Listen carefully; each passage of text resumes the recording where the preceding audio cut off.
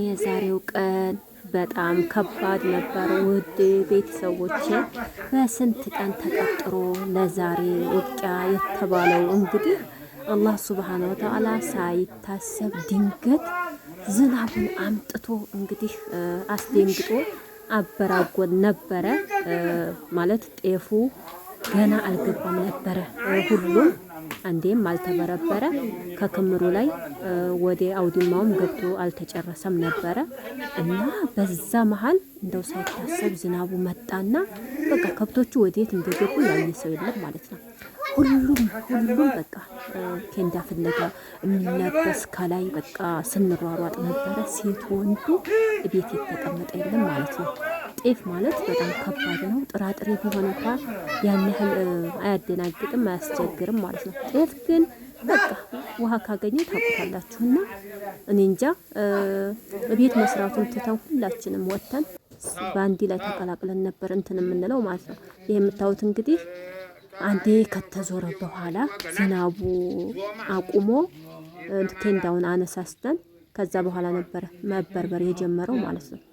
ከዛ በፊት ግን የነበረው ጊዜ እኔ እንጃ ወላሂ ላዚም ይሄ ጤፍ ይነሳል ዛሬ ግን ተወቅቶ ይነሳል የሚል ነበረ ሁሉም ያሰበው ማለት ነው። እና በየሰፈሩ ሩጫ ማለት ነው። ከላይ የሚለበስ ፍለጋ ማለት ጤፉ ትንሽ አይደለም፣ በጣም ትልቅ ክምር ነበረ።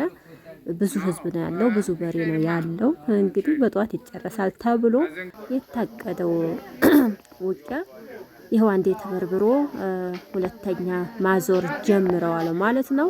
ብቻ አልሐምዱሊላህ ረቢል ዓለሚን አላህ ቀጥ አርጎት ፀሐው ባይወጣም ያው ፈገግ ያለ ጊዜና እንትን ማለት ጀመርን ማለት ነው። እና አልሐምዱሊላህ እና ያው አላህ ያመጣውን ነገር ማንም አይመልሰውም ማለት ነው። በዛ ብንሮጥ አይናችን ፈጠጠ እኮ ግን በጣም አሁን ካለፈ በኋላ ይገርማል። በሰዓቱ ግን እኔ እንጃ ሁሉም በቃ አለበት አያውቀውም ነበር ማለት ነው። እንትኑን ጤፉን ወደ መሃል በመሰብሰብ እንትን በማልበስ ላይ ነበር የቆየ ነው። ብቻ አልሐምዱሊላህ ረብል ዓለሚን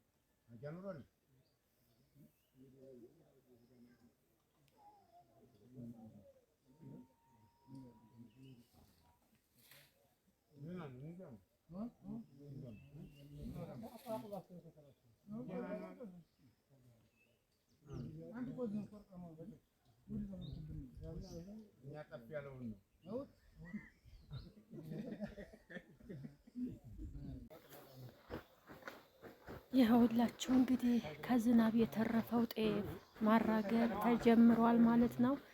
በጣም ያስደነግጥ ነበረ በሰዓቱ የመጣው ዝናብ ቀላል አልነበረም እና ገና እኔ እንጃ ብቻ ግን አልሐምዱሊላህ አላህ ሊከፋ አይሰራም። እዚህ ደረስን ማለት ነው። ያ ሁሉ ዝናብ አልፎ ድንጋጤው ግን ጥራጥሬ ቢሆን ይሻላል እንጂ ጤፍ ደግሞ ትንሽ ይከብዳል ማለት ነው ቤተሰብ እና የሀገራችን እንዴት ነው ትዝታ